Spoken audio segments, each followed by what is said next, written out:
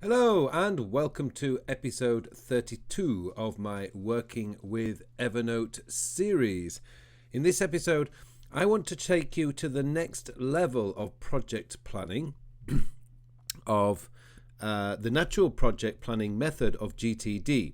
Now, one of my viewers called Inside System, thank you very much for watching Inside System, has asked me how would I develop a rather more complex project than just a simple project that I gave you last week. So in this week's episode, I want to show you how I would actually develop a more complex system. And as I was thinking about what kind of project would we put together, well, putting together a wedding is something that is a very complex project. And I think is a very good example of how you can develop a project such as this. Now, in this episode, I'm going to show you how we would do the basic project planning in Evernote. And in a later episode, or the next episode, which I will publish on Wednesday, I will show you how I would take all that into Todoist. But for now, let's focus on Evernote. Now, first of all, for those of you who like to do something more visual, like a mind map in a traditional sense, well, by all means, do a mind map like I have done here. I set up this mind map earlier today, and I've just gone and lost that. We've got the spinning wheel of death. Anyway, so here we go. We have the just a quick mind map that I put together of how I would, the kind of things that you would think about if you were planning a wedding. And what I would then do is, as you can see, I've taken a picture of this on my desk. And then what I would do is I would import that picture. Now, to be honest with you, with Evernote, I would take the picture directly in Evernote, which is why, as you can see here, if I tap on that, that's going to open up over there. Sorry, if I go back into Evernote, what you can see here is this picture is now in black and white, because what I've done is I've scanned this picture directly into Evernote using Evernote's picture scanning thing. So let's go back down to the basics. So we've got the purpose. We need to talk the purpose. Okay, to organize my wedding. To organize my wedding. Let's keep this nice and personal. So there's organize my wedding. The vision would be to have a very successfully planned wedding day. I mean, maybe that's not. And then what I'm going to do is then we would brainstorm. So what we would do is we'd pull out all the various things from here. So let's start wedding guests. How many? So what we would do is we would start writing out the next actions here. I'm sorry, I've got them in bold. And do we know any wedding photographers? What budget? You know what I mean. You can get all sorts of budget. Can't spell it again today. And wedding reception.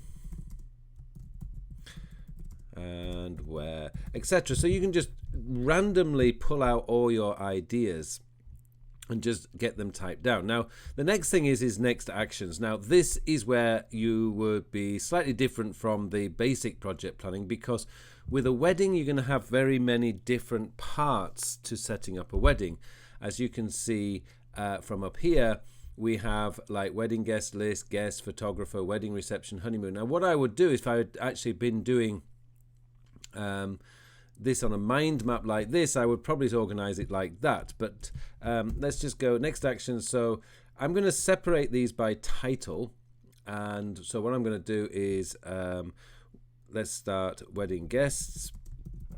And because these are next actions, I'd be thinking about what sort of things. So wedding reception, honeymoon, of course, is going to be very important. And what else would I have in there? Probably, photographer. And what else? Let's have a look. We've got in there wedding reception guest, wedding guest list. Oh, budget. Yeah, budget's going to be very important. and so on. So what we've done here is we've got a few things here. So wedding guests, and then I'm going to put in how many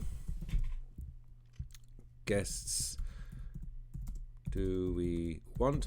Now, as you're progressing through here, you might want to, these are going to be your sub projects. So what I'm going to do is I'm going to highlight, or I'm going to bold the sub projects, so it just makes it easier to see them when I actually move these over to Todoist. So how many guests do we want? So I'm thinking, okay, talk to my partner about numbers. And so that's maybe one. Wedding reception. Let's think about, well, so where. So again, what we're going to have to do is we're going to have to start putting these into verbs or action verbs. So decide where we want reception, and how much. Again, I should be putting in verbs. So decide how much of our budget do we want to spend. Honeymoon. Again, we've got budgetary things here. So how much?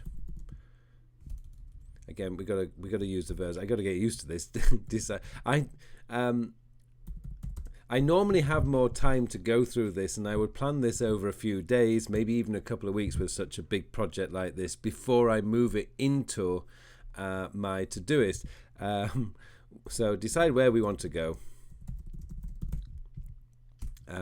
Talk to partner about how no, I'm going to use British English. Holiday entitlements,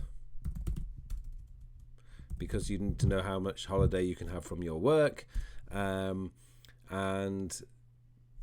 okay, we got that one. And then photographer. Now let's just say during my brainstorming session I decided that okay, I could talk to Tim about his photographer friend.